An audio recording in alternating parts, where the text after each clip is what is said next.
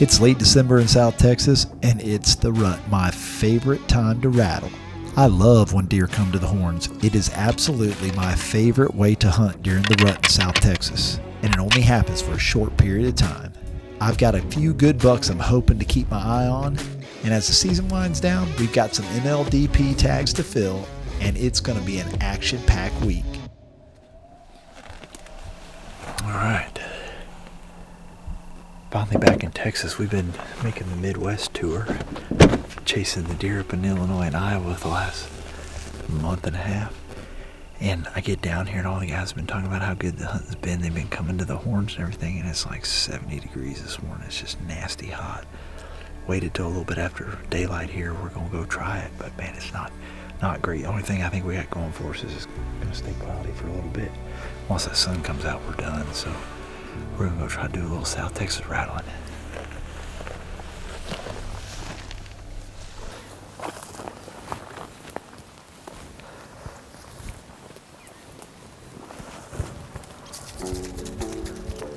All right, when you rattle, there's always a good chance deer come downwind, so I just spray a little Evercalm, kind of 360 around us here, just to help maybe cover our scent just a little bit. See if one won't get curious. Here we go.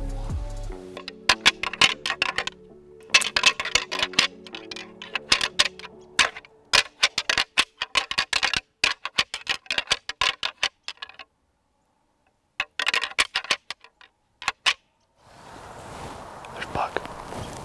Going the wrong way.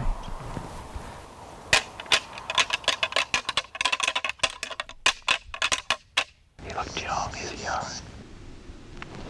He went into that bottom I'm talking about. Is where he I don't think he looked back when I hit the horns again, but I don't think he saw us. I think he just, yeah. With this north wind, you could set up here and bait both these rows, and the wind's good.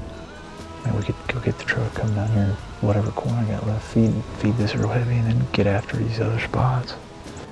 Sit here with the corn, and then don't rattle here, and then slip down in there, at 8 or 9 o'clock and rattle in there. Rattling, it's always fun, but it can make it hard to target a particular deer. You kind of got to take advantage of what happens when it happens. We've mostly had young bucks coming into the horns, but any time now a big mature buck is going to come charging in. We are down here in South Texas. Time to feed the roads. You know, down here in this brush country, you got to get the deer out of this thick stuff or you can't see them. So we feed these cinderos and roads. We love to use our orange corn powder. You just mix it in with the feed. So either in your standalone feeder, this is my truck feeder that I use feeding the roads. It's got, it kind of adheres to the corn, but man, the citrus smell when it comes out of the feeder, these deer can smell it forever. Man, this stuff smells awesome. Just mix it in. And as I'm driving, it just kind of, my feeder's bouncing around, it shakes in. If you're filling your regular feeder, you just want to fill a little bit, pour it around the top, fill a little bit, pour it around the top, and just get it good mixed in with your feed. I'm telling you one thing, you want deer to find a feed source quick. You want to hit today, put some orange corn in it. This stuff works awesome. There it is. It's time for us to go try to kill a big buck. Well, basically what I'm doing here is I'm going to feed these cinderos so that way we can get these deer out of the brush. Hopefully we get enough does out or the right doe out and these bucks will come out. Down here in South Texas, that's kind of our food plot, the orange corn flowing. Trail cameras are a must in today's world of deer hunting, especially as an outfitter outfitting in multiple states like we are. Don't get me wrong, you can definitely hunt whitetails without them, but why would you in today's world? This morning I checked my Covert app and we had a new big buck on camera at one of the feeders. It's the rut, he might not be there long, so I'm headed that way with my rattling antlers and we're going to see if we can't put some eyes on him. This is a big buck. Hey, I think that might be that buck. I just barely can see a deer in the brush. It's a big buck, whatever deer it is. It's about to step out. That's him. For sure, that's him. Holy cow, look at that deer. I think he's going to cross the road. I'm going to go and shoot.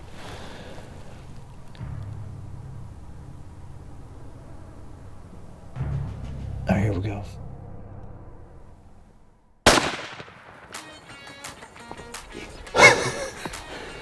just got done saying I can't believe we haven't seen a deer cross this road yet at first light, and the deer that walks out is the buck. My safety's on. Use my camera tripod for a rest. I dropped him right there. He was crossing the road kind of quick, and I just put it up, tried to kind of high shoulder punch him right through both shoulder blades and put him on the ground. Dude, that's a big buck. I mean,